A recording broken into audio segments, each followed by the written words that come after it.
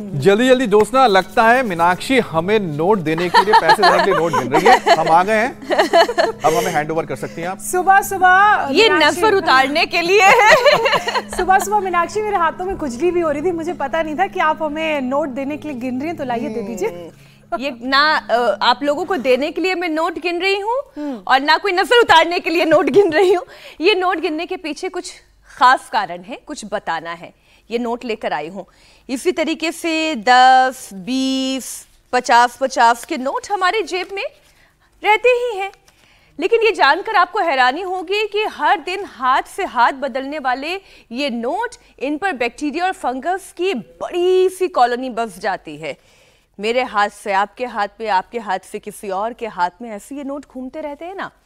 ICMR की research ये कह रही है कि करेंसी नोट में मौजूद जर्म्स हब शरीर में कई तरीके की बीमारियां फैला रहे हैं। मतलब ये जो मैं 10, 20 और 50 के नोट गिन रही हूँ ना, कुछ कॉलोनी यहाँ से निकल कर 500 के भी बहुत ज्यादा है। कुछ सदस्य मेरे हाथ में भी आ गए। आपने जो ये बात कही है, ये रिपोर्ट मैंने भी पढ़ी है, जिसके मुताबिक 10, 20, 50, 100 जो नोट आप इस्तेमाल करते हैं, करेंसी नोट, अगर उसमें पाए जाने वाले जो फंगस हैं, बैक्टीरिया है, skin infection, allergy, food poisoning और यहां तक कि सांस की गंभीर बीमारियां तक वजह बन सकती है आपके लिए।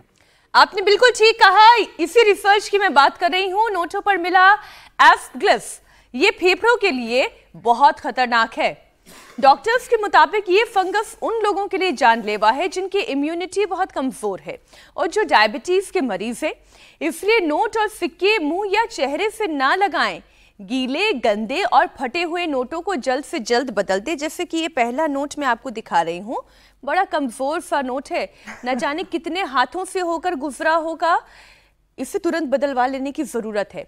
नोटों को छूने के बाद तुरंत हाथों को धोना चाहिए, नहीं तो ये नोट जेब के साथ साथ सेहत पर भी भारी पड़ सकते हैं।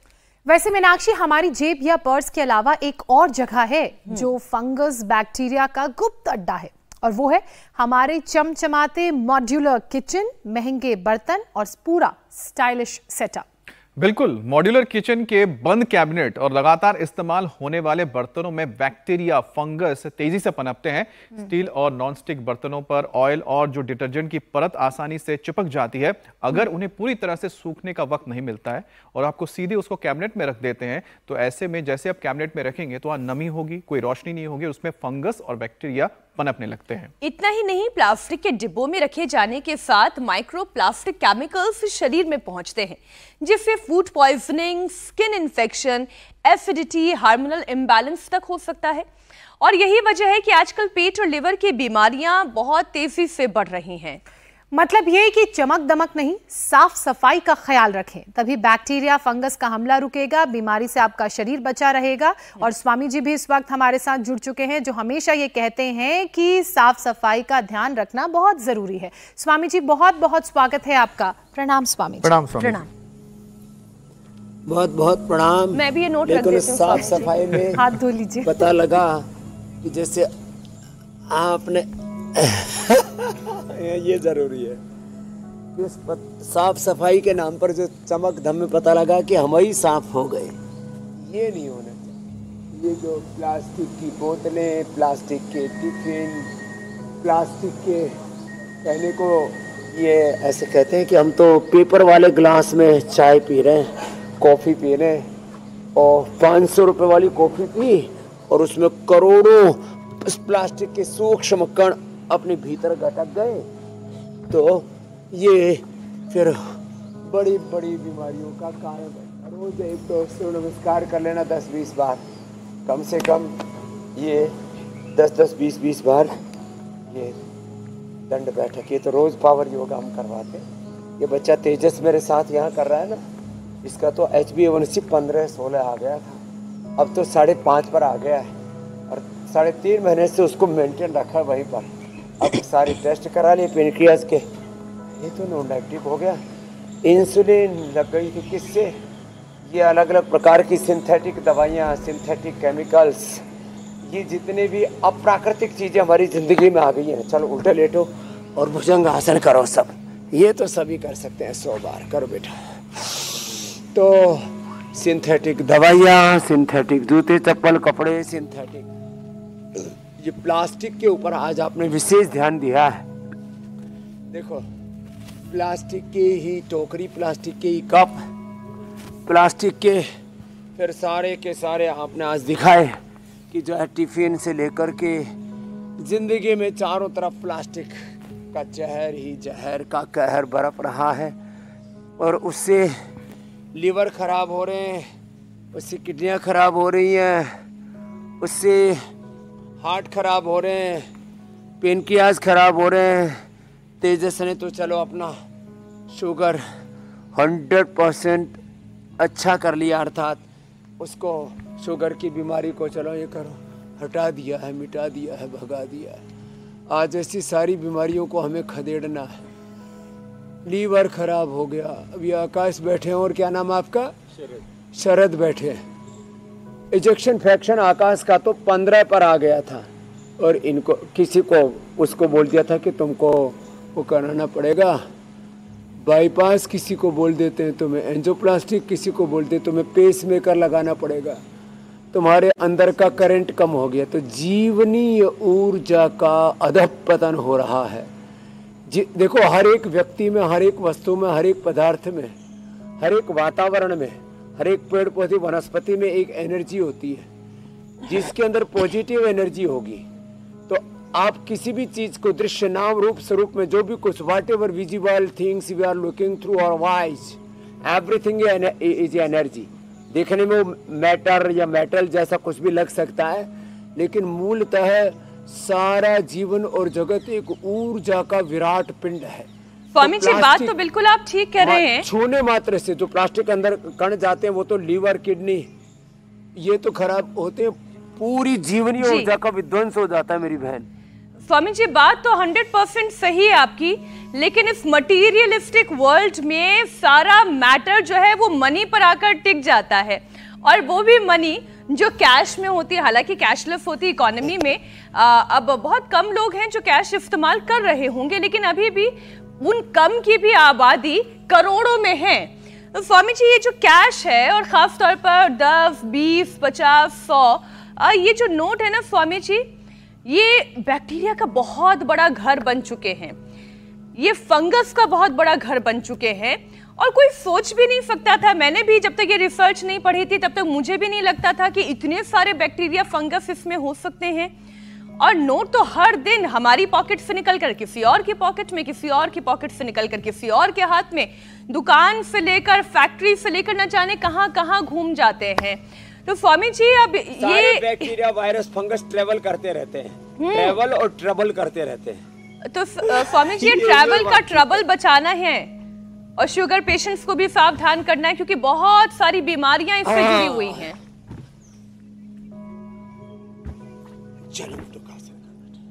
हाँ, देखो, ये 10-15 बड़े स्रोत हैं। सबसे बड़ा नोट, फिर नोट जो है उसको ज्यादातर किसी को भी गड्डी गिननी हो तो कैसे गिनते हैं? बीच बीच में थूक लगा करके गिनते हैं। ये कॉमन प्रैक्टिस है। तो सारे बैक्टीरिया गड़क कर जाते हैं। एक बार जो है मैं अरुण जेटली साहब के पास बैठा था, इतने समझदार, फिर जो है रजत जी भी साथ में थे। उनकी आदत फाइल पढ़ने की, अब पॉलिटिकल भी और बड़े बड़े केस भी अलग अलग प्रकार के आते थे उनके पास। फाइल पढ़े और यूँ पन्ने पलटे और यूँ थूक लगा ले। मेरी तो ये डायरी अच्छी वाली है, यूँ फिर भी यूँ करें तो रजत जी बोले, भाई साहब ये मत करो। आपको रियलिस्टिक बात बता रहा हूँ। तो नोट, फाइल, कोई ना कोई बायोडेटा, कुछ ना कुछ हमारे हाथ में होता है, और वो थूक लगाने की आदत पता नहीं कहाँ से ट्रेवल कर रही है और उससे ट्रेवल हो रहा है। फिर ये मोबाइल, ये तो बैक्टीरिया, वायरस, फंगस का अड्डा है। फिर ये टीवी, एक बार टीवी लगा दो फिर बार बार चेंज मत करो। इंडिया टीवी लगा दिया, सुबह योग से लेकर के, भविष्यवाणी से लेकर के, और आज की बात आपकी अदालत तक सब कुछ। आज अरे आपकी अदालत नई सूट की, उस दिन मेरे को फोन आया, बोले स्वामी जी आपके, अब कोई उनको जो भी आपके छोटे भाई कहो, बोले आपके बालक कहो, बोले यहाँ पर हैं। मैंने कहा कौन है? बोले धीरेन्द्र कृष्ण शास्त्री। अभी नहीं कहे नया अवतार जो आया है, हमने उसकी आपकी अदालत में शूटिंग की है, तो आज वो भी आने वाला है। तो योग से लेकर के, आज की बात से लेकर के, आपकी अदालत से लेकर के, आप ये जो टीवी का रिमोट इधर उधर बदलते रहते हैं ना, अब देखो बच्चा लगातार कर रहा है तेजी से, इसको पता 10 मिनट लगातार करने से विशेष लाभ होता है, नॉन डायबिटिक हो गया। ऐसे ही बेड शीट के माध्यम से ये जो हम जिस दरी पर बैठे हैं ना, इसको तो हम बैक्टीरिया वायरस फ्री करते रहते हैं। चम्मच में, कटोरियों में, देखो ये जो ऐसे होते हैं ना, जिसमें थोड़े से कारीगरी सी होती है, उसमें विशेष करके बैक्टीरिया वायरस फंगस पूरा एक कॉलोनी जमा कर लेते हैं, पूरी उसकी एक प्लेट बन जाती है, बहुत ज़्यादा जबरदस्त है। तो क्या करें, वैसे तो चांदी सबसे शुद्ध मानी जाती है, फिर मिट्टी देखो यहाँ, लेकिन मिट्टी के बर्तन जो है वो, अब पहले तो कुल्हड़ भी उसी का होता था, विशेष अवसरों पर थालियाँ भी, और फिर मिट्टी तो मिट्टी में मिल जाती है। ये डिग्रेडेबल है, सब थोड़े दिनों के अंदर वो एक बहुत ही सामान्य तापमान पर पकाने पर बर्तन बन जाते हैं मिट्टी के, और थोड़े दिनों में मिट्टी में मिल जाती है। तो मिट्टी है, तांबा है, कांसा है, ऐसे अलग अलग, सोना चांदी, स्टील के भी बर्तन बहुत अच्छे आ गए हैं। और खाने पीने के लिए तो हमारे यहाँ खप्पर से लेकर के, नारियल के खप्पर से लेकर के, अलग अलग तरह के खप्परों से लेकर के, लकड़ी के बर्तनों का अब काफ़ी, तो और उनमें भी स्वच्छता तो बहुत ज़रूरी है। मंडूक आसन, योग मुद्रासन भी करो बाबू। ऐसे चीज़ों को आज कम से कम इतना ज़रूर अपना लें कि हमारे चाहे घर की बेड शीट है, चाहे हमारे घर में जो है कुछ कालीन आदि लगे हुए हैं, या घर में पर्दे आदि लगे हुए हैं, तकिए में तो करोड़ों अरबों क्या, उसमें तो मल्टी बिलियन ट्रिलियन शायद बैक्टीरिया वायरस फंगस जमा हो जाते हैं। और तकिए का कभी कभी तो थोड़ा बहुत लोग कवर बदल लेते हैं, और अंदर तो पूरा उसमें दुनिया भर का आड़ कबाड़ इकट्ठा रहता। तकिए के नीचे जो तकिया है ना, उसको बदल देना चाहिए साल भर में लेकिन पहले जा रहे हैं, जब से पैदा हुए थे तब से बोले मेरी माँ ने दिया था, ये मेरे बाप में ने दिया था, ये तो मुझे दहेज में मिला था। अरे तो दहेज में कोई बैक्टीरिया वायरस फंगस लेकर के घूमोगे? दहेज में बैक्टीरिया फंगस वायरस नहीं मिला था, लेकिन इतने सालों में उसमें जमा हो गया है, अब बदल देने की जरूरत है। ठीक वैसे नोट बदलने की जरूरत नहीं है, डिजिटल हो जाने की जरूरत है। अच्छा स्वामी जी, फंगस और बैक्टीरिया कहीं भी हो, बच्चे, बुजुर्ग और शुगर पेशेंट्स के साथ जो लंग प्रॉब्लम से जूझ रहे लोग, उनके लिए सबसे ज्यादा घातक होता है। तो साफ सफाई की बात तो आप बता ही रहे हैं, किन चीजों को बदल देने की जरूरत है वो भी आप समझा रहे हैं स्वामी जी, लेकिन ये शुगर और सांस के मरीजों को योग से कैसे सुरक्षित रखा जा सकता है, ये थोड़ा सा आप योगाभ्यास भी कराएं, और क्या क्या आयुर्वेदिक उपाय अपनाने चाहिए वो भी समझाएं। शुगर और सांस के मरीजों को जी, एक तो उष्ट्रासन करना चाहिए और एक भुजंगासन, 2 भी आसन ठीक से कर लिया ना, जो इतने भी न कर पाए तो उनको ताड़ासन कर लेना चाहिए। तो ताड़ासन, अर्ध चक्रासन और भुजंगासन, फिर ये गोमुखासन, ये फिर उष्ट्रासन, बड़ा जबरदस्त है। तो ये सब करेंगे, स्वासारी काढ़ा पिएंगे या मुलठी का, खाली पेट ब्रोनकोम खाने के बाद स्वासारी, और थोड़ा परहेज करें। जिनको भी कफ, कोल्ड और वात रोग हैं उनको एक तो खट्टाई नहीं खानी चाहिए, दही, छाछ आदि से बचना चाहिए। दूध में भी हल्दी डाल करके सेवन करना चाहिए, वात रोगियों को भी और कफ रोगियों को भी। और हाँ, जिनको कफ के रोग हैं, सांस के, दमा के, अस्थमा के, ब्रोंकल प्रॉब्लम से, रेस्पिरेटरी सिस्टम से रिलेटेड कोई भी प्रॉब्लम है, मूलतः तो हमारा फेफड़े में या तो सूजन आ जाती है, इन्फ्लेमेशन आ जाता है, और उसकी वर्किंग पावर, उसकी क्षमता घट जाती है। जैसे आकाश बता रही थी 115 पर आ गया था इजेक्शन फ्रैक्शन, ऐसे ही जो हमारा प्राइमरी फंक्शन टेस्ट है ना, PFT, नीचे जाता रहता है धीरे धीरे, फेफड़े लोथड़े की तरह, उनके अंदर बहुत तरह की प्रॉब्लम्स आती है। खाली पेट ब्रोंकोम, और खाने के बाद जो स्वासारी ले लेंगे, स्वासारी क्वाथ, मुलठी क्वाथ या दिव्य पेय का, हर्बल चाय का सेवन करेंगे। बहुत कुछ हम चाय कॉफ़ी के नाम पर पता नहीं क्या क्या आड़ कबाड़ खाते पीते रहते हैं। थोड़े दिन तक तो हम जो है ना, अनार, पपीता, उबला हुआ सेव, खजूर, केवल यही खिलाते हैं। और भुना हुआ चना या भुने हुए चने की सत्तू की आटे की रोटी, वो भी शहद या हनी के च्यवनप्राश के, या बच्चे हैं तो बालप्राश के साथ खिलाते हैं, और कुछ भी नहीं देते। ये गोमुखासन ये कर लें, फिर उष्ट्रासन और भुजंगासन तो अभी थोड़ी देर पहले हम कर ही रहे थे, और खड़े होकर ताड़ासन। ये इतने अभ्यास कर लिए तो फेफड़े ऐसे हो जाएंगे 100%, 100% हेल्दी, क्रियाशील, एक्टिव। एक एक आसन से एक एक 2-2 मिनट करने की जरूरत, ऐसे भी। और खड़े होकर के ये ताड़ासन, और फिर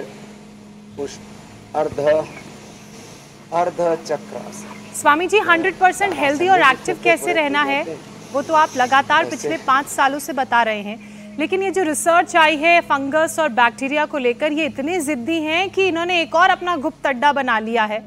नोटों के अलावा, पिलोज या मोबाइल फ़ोन के अलावा, वो है चमचमाते हमारे मॉड्यूलर किचन, जहां महंगे और स्टाइलिश बर्तनों का सेटअप रहता है। मॉड्यूलर किचन के जो बंद कैबिनेट हैं, लगातार उसका इस्तेमाल होता है, और यही कारण है कि बर्तनों में नमी की वजह से वहां पर बैक्टीरिया और फंगस तेजी से पनपते हैं, और इसका सीधा सीधा असर हमारे पेट यानी कि पाचन पर पड़ता है। तो स्वामी जी, इसके लिए साफ सफाई के अलावा और क्या क्या करने की जरूरत है? तो देखो, ये तो कमर के लिए बताए, गर्दन के लिए बताए, फेफड़े के लिए, रेस्पिरेटरी ट्रैक को अच्छा रखने के लिए, जैसे ही पीछे की ओर झुकते पूरा फेफड़ा खुल जाता है। फिर पेट के लिए तो मंडूकासन और योग मुद्रासन। आप योग मुद्रासन करो बच्चे, मंडूकासन, योग मुद्रासन, लिवोग्रिट। वैसे तो हमने सबको बता दिया है कि भाई देखो, मंडूकासन, योग मुद्रासन करो, लीवर कमज़ोर हो गया है, बैक्टीरिया, वायरस, फंगस, प्लास्टिक की ये दुनिया, जितनी भी कृत्रिम दुनिया है, सिंथेटिक दवाइयाँ, सिंथेटिक न्यूट्रास्यूटिकल, सिंथेटिक जूते, चप्पल, कपड़े, सिंथेटिक साबुन, शैम्पू, टूथपेस्ट, पूरी ज़िंदगी में, और चमचमाती ये चकाचौंध 4 दिन की चांदनी, फिर अंधेरी रात। तो ये पूरी दुनिया का मायावी प्रपंच आकर्षण, ये बड़ा खतरनाक तरीके से आपके जो इंटरनल ऑर्गन्स हैं, वाइटल ऑर्गन्स हैं, उनको ध्वस्त किए जा रहा है। तो बस लिवोग्रिट ले लेना, या सर्वकल्प का काढ़ा पी लेना, खाली पेट अनार, पपीता, सेब या लौकी का पेठे का जूस हो, ये तो पेट को, पाचन को, लीवर को, आजकल fatty liver, liver cirrhosis, hepatitis बहुत ज़्यादा खतरनाक तरीके से बढ़ रहा है। रामा रामा, मंडूकासन और योग मुद्रासन, पवन मुक्तासन, ये सब कर लें और पेट तो एकदम टनाटन रहेगा। देखो हमारा पेट ऐसे, जैसे बच्चा थे, जैसे इसने तो पेनक्रियाज भी अच्छा कर लिया, जैसे छोटे बच्चों का लीवर होता है ना, हमारा लीवर ऐसे 100% हेल्दी, 100% गतिशील, क्रियाशील, 100% हेल्दी। बस ये मंडूकासन, योग मुद्रासन करना, पानी के घड़े उसको भी धोते रहना, हर 2-3 दिन में पानी के घड़े को अच्छे से धो देना चाहिए। फिर ये हंडिया को, और बरसात में नमी ज़्यादा होती है ना, तो उसमें भारत इसके लिए, वैसे तो अलग अलग ऋतुएं, अलग अलग प्रकार का मौसम ही हमारे लिए कुदरत की बहुत बड़ी सौगात देन भी है, लेकिन ये जो गर्मी और सर्दी तो अच्छी है, ये जो नमी वाला मौसम है ना, इसमें बैक्टीरिया, वायरस, फंगस, पैथोजेंस को पनपने के लिए अनुकूल वातावरण मिल जाता है। तो भाई अपने घर के बर्तन साफ रखो, अपनी सोक्स साफ रखो। किसी की सोक्स में वैसे किसी को पता नहीं क्या शरीर से बड़ा दुर्गंध आता है, वो सोक्स खोल देना तो जो कमज़ोर से माड़े से आदमी हो तो बेहोश हो जाए, ये हालत होती है। तो अपने जूते, अपनी सोक्स, अपने कपड़े, अपने घर की बेड शीट, और कुछ लोग तो जैसे अभी घरों में पैक करके रख दिए, और अब वर्षा जाएगी, अब सर्दी आएंगी, तो सर्दी होते फिर वो लोगों को सर्दी जुकाम बुखार होता है, क्योंकि जो पुराने कपड़े रखे थे ना 6 महीने से अलमारी के अंदर, वो निकाले तो उनमें इतने बैक्टीरिया, वायरस, फंगस, भूत प्रेत पैदा हो चुके थे कि वो सारे भूत प्रेत एक साथ फिर अटैक करते हैं, और फिर आदमी को कहते हैं मेरे तो सर्दी जुकाम बुखार हो गया, मेरे तो लीवर किडनी की प्रॉब्लम होगी, मुझे तो हॉस्पिटलाइज होना पड़ा। तो ये सब बखेड़े से बचना है। चलो बेटा करो। तो अच्छा, एक और स्वामी जी, जो इसी रिपोर्ट का एक हिस्सा है, जैसे अभी ज्योत्सना ने बताया कि हमारे मॉड्यूलर किचन में किडनी के लिए, सबके लिए, आंतों के लिए अच्छा। जी मेरे ख्याल आपने बताया स्वामी जी कि हम अपने कपड़ों का रख रखाव भी कैसे करते हैं, उसमें भी बहुत डिपेंड करता है कि हम कितनी बैक्टीरिया को जगह दे रहे हैं पनपने की और कितना हम उससे बच पा रहे हैं। स्वामी जी, इसी रिपोर्ट के मुताबिक स्टील और नॉनस्टिक बर्तनों पर ऑयल और डिटर्जेंट की परत रह जाती है और फिर आसानी से इसके अंदर फंगस पैदा होता है, बैक्टीरिया पैदा होता है। और वो इसलिए होता है क्योंकि हड़बड़ी में बर्तन जो है धोए बिना सूखे फटाफट उसे किचन कैबिनेट्स में रख दिया गया। अब ना उस पर धूप पड़ रही है, ना उसका पानी सूख रहा है, तो ऐसी स्थिति में फूड पॉइजनिंग की वजह भी ये फंगस बनते हैं, ये बैक्टीरिया बनते हैं। स्किन इन्फेक्शन और एलर्जीज की परेशानी भी हो जाती है। वैसे 100 बात की एक बात तो ये है कि हम कैसे अपने किचन में काम कर रहे हैं ये तो इम्पोर्टेंट है, लेकिन हम अपने शरीर को कितना मजबूत बना रहे हैं ये उससे भी ज्यादा इम्पोर्टेंट है कि skin infection, acidity, hormonal imbalance और लिवर प्रॉब्लम ना हो, क्योंकि ये जो बायोप्लास्टिक केमिकल्स की वजह से फूड पॉइजनिंग हो रही है, उनकी वजह से सारी परेशानियां होती हैं। इसका सबका कारण है जहाँ नमी होगी, जहाँ चिकनाई होगी, जहाँ कोई मिठास होगी, जहाँ को कार्बोहाइड्रेट, कोई भी किसी भी प्रकार का भोजन मिलेगा तो ये बैक्टीरिया का भोजन है। जितने भी बैक्टीरिया, वायरस, फंगस पनपते हैं, कहीं चीनी, कहीं तेल, कहीं फूड, कुछ भी, दांतों के अंदर भी ये छोटे छोटे आहार के कण रुक जाते हैं ना, तो वहाँ पर ही भी जो पायरिया, ये क्या है, ये अलग अलग प्रकार के बैक्टीरिया और फंगस ही तो हैं ये सब। तो ये सब इकट्ठे होते रहते हैं और सबसे बचने का एक ही उपाय, एक तो Patanjali super dishwash bar use करो, बर्तन अच्छे से धो, उसके बाद बर्तनों को सूखे कपड़े से पूछते हैं। फिर आपने कहा ना चीज़ों की रखरखाव कैसे, देखो ये तो वायु के माध्यम से जो है, नमी तो है ही बैक्टीरिया को पनपने के लिए, एयर में, वाटर में, जहाँ जहाँ पर भी।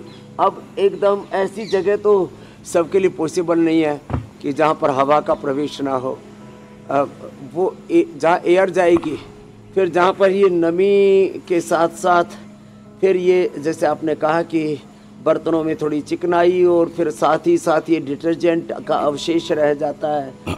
पहले राख से बर्तन साफ़ किया करते थे, भाई सच्ची बात तो ये है, हमने तो बर्तन धोए बहुत कम, राख से साफ़ किए, आपको पता होगा बहन, और फिर सूखे कपड़े से पूछ लिए, वो सबसे बढ़िया तरीका था। लेकिन राख तो घरों में तब, वो जब चूल्हा हो, चूल्हा जो है वो मिट्टी वाला और वो लकड़ी वाला, वो तो सब बंद ही हो गया। धुआं तो देखो अलग विषय है ये, लेकिन प्राकृतिक रूप से एक नैसर्गिक व्यवस्था के आश्रय हम रहा करते थे और उसमें ये सब चीज़ें ठीक थी। लेकिन अब ये मॉडर्न लाइफस्टाइल में कुछ चीज़ों को तो हमें ठीक करने की ज़रूरत है ही। साफ़ सफाई अच्छे से रखें, हर एक चीज़ का ध्यान रखना पड़ेगा। सावधानी हटी, दुर्घटना घटी, इसका ध्यान देना पड़ेगा। अच्छा स्वामी जी, एक और हेल्थ एक्सपर्ट को मैं सुन रही थी जो ये कह रहे थे कि हमारे किचन में बहुत सी ऐसी चीज़ें हैं जो कैंसर को बढ़ावा देती हैं। अब प्लास्टिक के बर्तनों पर हमने कई बार कार्यक्रम किया है, जिससे एक बार फिर से बात करने की ज़रूरत है, और केवल प्लास्टिक ही नहीं बल्कि एल्यूमिनियम के बर्तनों पर भी बात करने की ज़रूरत है। नॉन स्टिक बर्तन, एल्यूमिनियम के बर्तन, ज़्यादातर कुकर और कढ़ाई जो है वो एल्यूमिनियम की है लोगों के घरों में, या फिर अगर किसी को डोसा चीला बनाना है तो फिर वो टेफ्लॉन वाले नॉन स्टिक बर्तनों का इस्तेमाल करते हैं। तो एल्यूमिनियम के बर्तन को भी जूने से घिसते जा रहे हैं। अब इसका मतलब ये है कि आप दरअसल जहर को तल के फिर अपने आप को तिल करके मार रहे हैं। तो स्वामी जी, ये जो टेफ्लॉन की कोटिंग है उसके हट जाने के बाद ये क्यों जहर बन जाता है, इसे थोड़ा समझाएं। और क्यों एल्यूमिनियम का बर्तन यूज नहीं करना चाहिए, प्लास्टिक यूज नहीं करना चाहिए? इनके सूक्ष्म कण क्या होता है जो है, ये बहुत ज़्यादा घुलनशील तो चांदी भी है। चांदी के अंदर आप पानी पियो तो आपके शरीर में चांदी का लेवल बढ़ जाएगा, जो आपके दिमाग के लिए, ब्रेन नर्वस सिस्टम के लिए बहुत अच्छा होता है। वो भी ओवर नहीं होना चाहिए। तो ये चांदी के अंदर पानी भी रखा ना, बिना घिसे ही साहब वो अपने आप उसमें प्रविष्ट हो जाता है। एक बार मैंने लगातार 1 साल तक चांदी के बर्तन में रखा हुआ घड़ा बदल दिया था, चांदी का ही रख दिया था घड़ा, तो मेरे शरीर में 5 या 10 गुना ज़्यादा चांदी का लेवल बढ़ गया। ले खाली पानी पीने मात्र से। तो ये एल्युमिनियम में तो जब आप उसमें हलवा बनाते हैं और कढ़ाई के रूप में रखते हैं उसको, उसमें कुछ चीज़ों को तलते हैं, तो वो तो बहुत ज़्यादा मात्रा में उसमें सब चीज़ें वो घुल जाता है। और एल्युमिनियम का जो कण है वो कैंसर से लेकर के लिवर फेलियर से लेकर के स्किन डिसऑर्डर से लेकर के ऑटोइम्यून डिजीज को पैदा करता है। उसके इतने घातक विषैले दुष्प्रभाव हैं, वो कार्सिनोजेनिक है, उसकी प्रकृति ऐसी। तो ये जो प्लास्टिक से लेकर के एल्युमिनियम से लेकर के और जो अलग अलग बर्तनों का ये जो ताना बाना आ रहा है ना, जिसके ऊपर कुछ ना कुछ कोई ना कोई केमिकल आदि की और ऐसी सिंथेटिक लेयर्स लगा देते हैं। ये अब नॉन स्टिक वाले उस बर्तनों में भी एक लेयर लगाते हैं ऊपर, और कुछ तो इतने बावड़े होते हैं। वो हमारे यहाँ भी रसोई में मैंने देखा, मैंने कहा नॉन स्टिक में तो भैया चिपक क्यों रहा है, फिर ये जो डोसा बना रहे हो इसमें या जो भी, तो बोले जी वो नॉन स्टिक वाली जो परत थी वो रगड़ मार मार के उससे पलटे से, और वो तार वाला जो है ना वो ले करके बर्तन साफ करने वाला उसने साफ ही कर डाली ऊपर की लेयर। अब वो जो है उसके जो सूक्ष्म कण है जब वो खुरदरी हो जाती है तो वो शरीर के अंदर जाते हैं। तो नॉन स्टिक बर्तन हो चाहे एल्युमिनियम हो, ये सब अंदर जा करके फिर कैंसर जैसे। स्वामी जी आप अपनी बात इसमें ही और थोड़ी पूरी करिएगा, लेकिन एक छोटी सी किचन टिप देने का मन कर गया, क्योंकि ये मैं इस्तेमाल करती हूँ। जो हमारे रोटी का तवा होता है वो लोहे का बना होता है, तो थोड़ा सा घी और उसके ऊपर आलू अगर काट के हल्का सा रगड़ दिया जाए तो वो नॉन स्टिक बन जाता है। तो मुझे अलग से नॉन स्टिक बर्तन की, अलग से लोहे के ये तवे की जरूरत नहीं पड़ती। तो नॉन स्टिक आपका लोहे का तवा भी हो सकता है। स्वामी जी प्लीज अपनी बात पूरी करें। अच्छा दिया आपने। चलो बेटा, ये आपने ठीक कहा। ऐसे ये अनुभूतिक सत्य है। तुम कहते हो आंखों देखी, मैं कहता हूँ, तुम कहते हो पुस्तक लिखी, मैं कहता हूँ आंखों देखी। अनुभूति, अनुभूतिक सत्य, इसके बहुत बड़ा शब्द प्रयोग होता है। शरीर के स्तर पर, इंद्रियों के स्तर पर, मन के स्तर पर, अध्यात्म के स्तर पर, आहार विचार व्यापार राजनीति के स्तर पर जो अनुभूतिक सत्य होते हैं, एक्सपीरियंस्ड ट्रुथ, वो तो बहुत बड़ा तत्व है। तो आप अपने बीच बीच में वो शेयर भी करती रहती हैं अपने अनुभव, ये ज़रूरी है।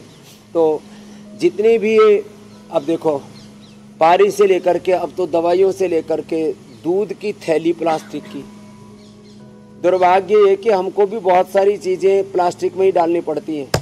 अब क्या करें, कांच में रहना चाहिए वैसे तो, लेकिन वो कांच वाले महंगे इतने होते हैं। अब हमने आपकी जानकारी के लिए बताता हूँ, 8-10 चीज़ें लॉन्च की हमने। नारियल का तेल प्लास्टिक बोतल में था, कांच की में लॉन्च किया। अब उसका खर्चा ही बढ़ गया करीब, बोतल का और जो उसका पैकेजिंग का, उसका रख रखाव के लिए उसका ऊपर गत्ता बॉक्स जो है, करीब 40 या 50 रुपये। लोगों ने खरीदा ही नहीं। बहुत ज़्यादा मैंने आह्वान किया, तब जा करके 2-4-5% लोग कुछ कन्वर्ट हुए। तो ये जो 90 से लेकर के 95%, 99% लोग कंफर्ट के चक्कर में, सस्ते के चक्कर में, अरे इतना कमाया थोड़ा निवेश इस पर भी कर लो। तो अभी तो हमने जैसे ये तो उसी में है बेटा, बाल प्रास, तो ये आपके लिए 1 चम्मच से ज़्यादा नहीं खाना, लेकिन ये कांच में है। तो बहुत सी चीज़ें तो हम कांच में ले आए, हनी है, ये बाल प्रास है, कोकोनट वर्जिन। अब होना तो ये भी घी, च्यवनप्राश, ये सब भी, और सारे जूसेज ये। अब लेकिन क्या करें, अब रिसर्च चल रहा है। अभी उत्तराखंड में अभी एक समिट हुई थी, अमित शाह जी भी आए हुए थे। तो एक भाई ने बोला जी मैंने बोम्बू से और इससे पेपर वाली सब बोतलें बना दी है, लेकिन वो महंगी इतनी है वो भी। तो अब धीरे धीरे मुझे लगता है इस तरफ आगे बढ़ने की ज़रूरत है। जब तक ये नहीं होता है तब तक इसको अवॉइड करो। रोज़ कम से कम कपाल भाती कर लो, गोधन अर्क पी लो, गोखरू पी लो, तो ये सारी अंदर की गंदगी साफ होती रहेगी। स्वामी जी अभी तो आपने एक हेल्दी और लीवर में कचरा जमा नहीं होगा।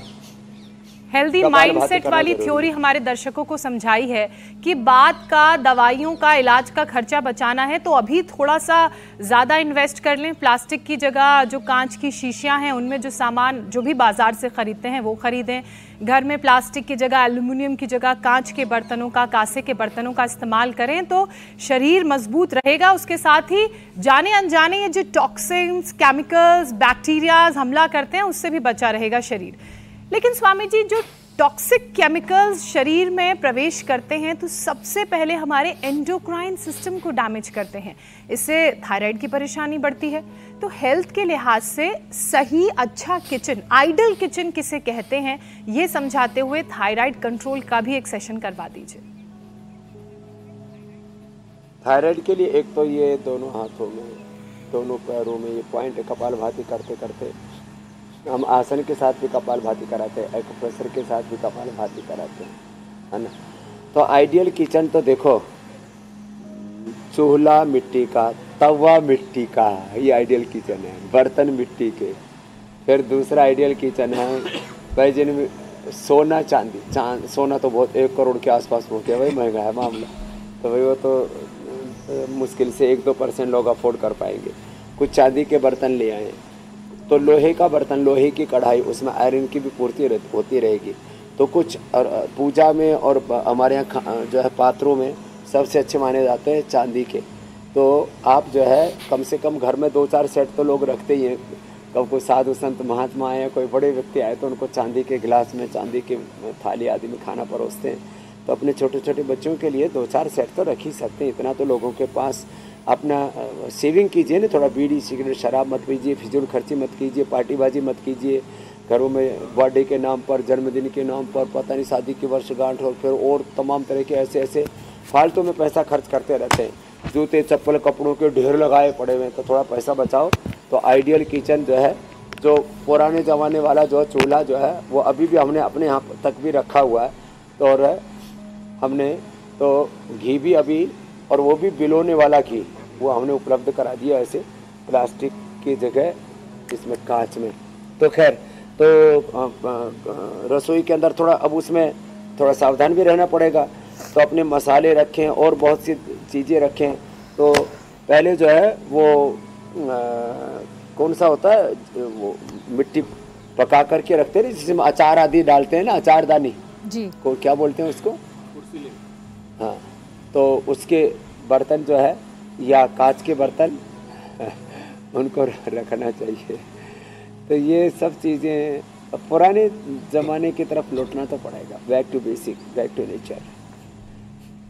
मुझे डांट तो खूब पड़ी थी एक बार जब मैंने सारे स्टील के मर्तबान कर दिए थे। अब उसमें कहा जा रहा है कि दाल दिखाई नहीं देती तो पर्ची चिपका के रखो।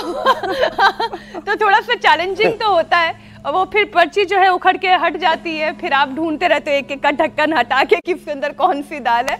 लेकिन थोड़ी सी मेहनत करनी पड़ेगी, कम से कम प्लास्टिक, उस माइक्रो प्लास्टिक के कण से बच तो जाएंगे। स्वामी जी, आजकल पैकेज्ड फूड का ट्रेंड भी बहुत ज्यादा है।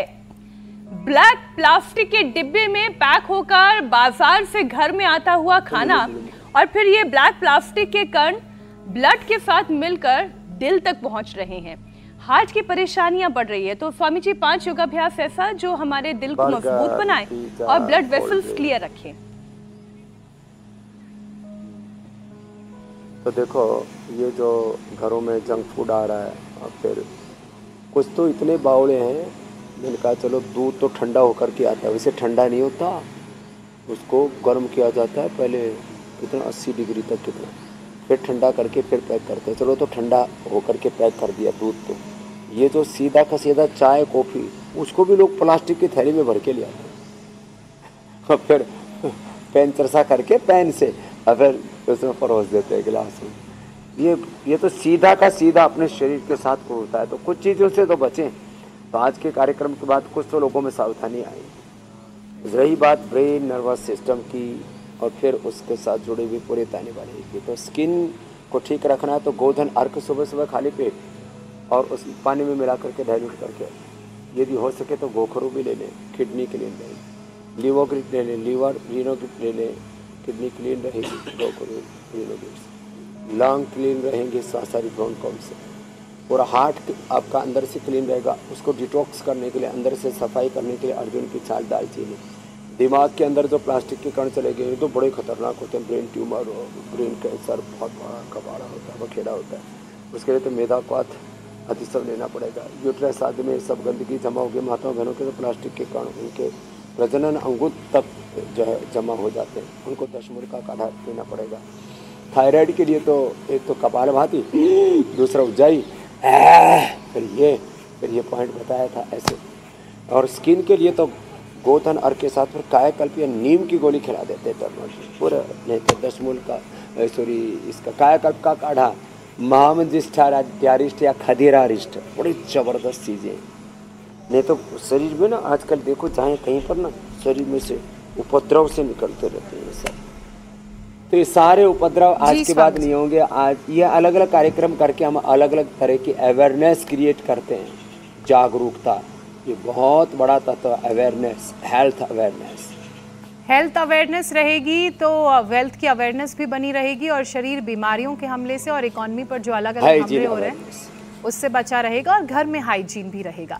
स्वामी जी, योगाभ्यास का तो एक बड़ा पावरफुल सेशन आज हो गया। अब उसके बाद प्राणायाम की बारी है, क्योंकि प्लास्टिक के कणों का जो हमला हमारे शरीर में होता है वो कहीं ना कहीं हमारे ब्रेन सेल्स को भी डैमेज करता है। तो ब्रेन भी हेल्दी रहे, अच्छे से काम करे, उसके लिए एक प्राणायाम का सेशन करवा दीजिए।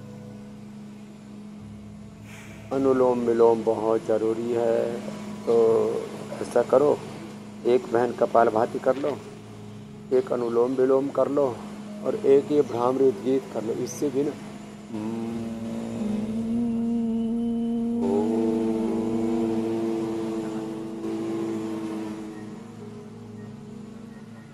साउंड एनर्जी और इसमें इतनी हीलिंग पावर होती है, सेल्फ हीलिंग, सेल्फ रियलाइजेशन के लिए, इससे बेहतर कुछ नहीं।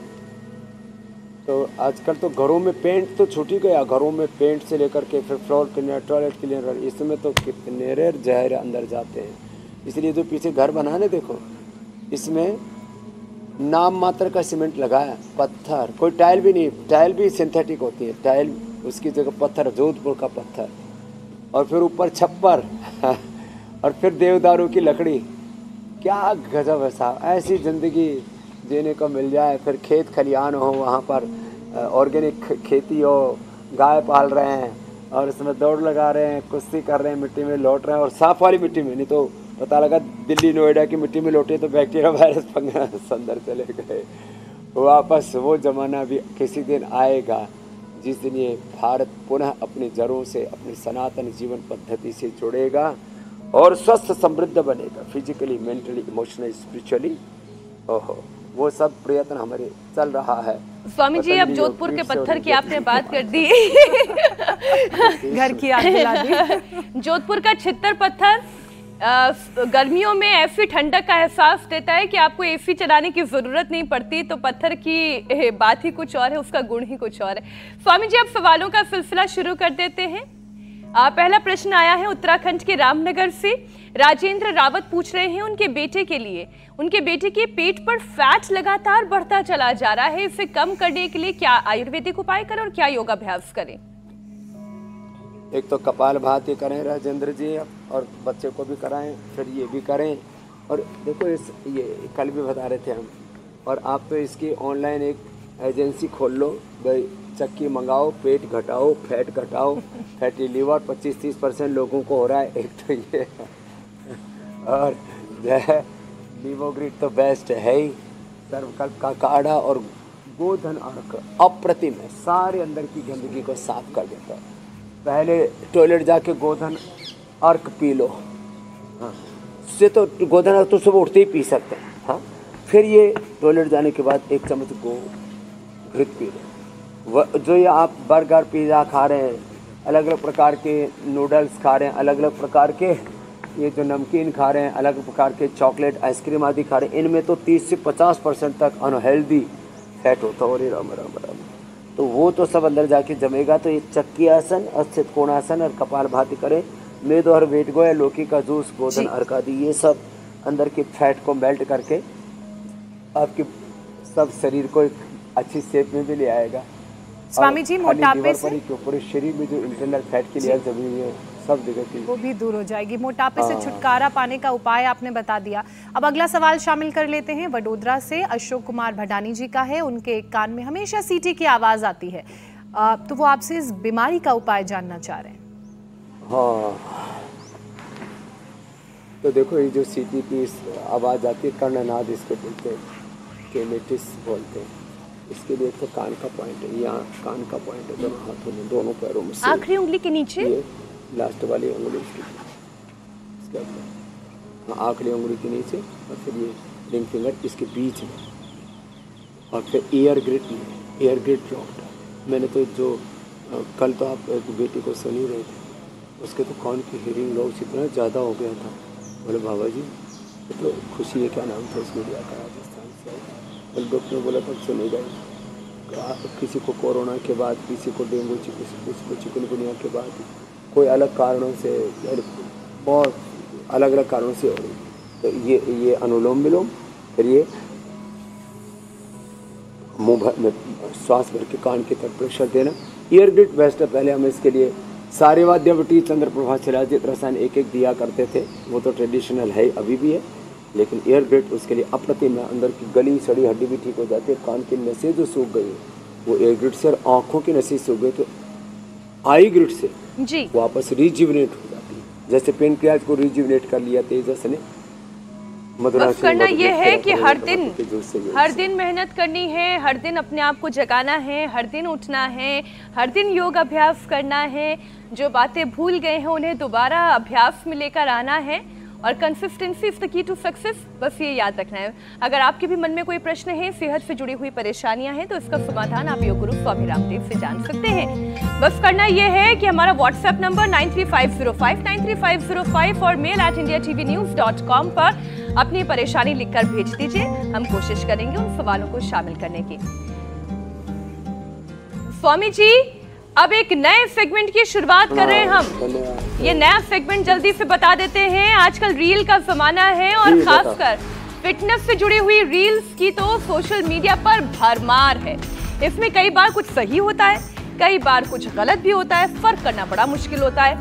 इसलिए 25 अगस्त सोमवार से हम लोग भी अपने शो में हेल्थ रील बनाने वाले हैं। स्वामी जी, अब जो हेल्थ रील हम बनाएंगे, यानी कि मैं, ज्योत्सना, अमित, हुसैन, ईशा, उसे शो में हम दिखाएंगे भी। फिर आपसे हम आपका एक्सपर्ट ओपिनियन जानेंगे, क्योंकि हेल्थ के रामबाण मंत्र तो स्वामी जी आप हमें देते हैं, और पिछले 5 साल से हम आप ही से सीख रहे हैं। तो हेल्थ रील क्या गजब है। अभिनंदन है इस नई मुहिम के लिए। धन्यवाद, आशीर्वाद, बधाई, शुभकामनाएं। प्रणाम स्वामी जी, बहुत बहुत धन्यवाद।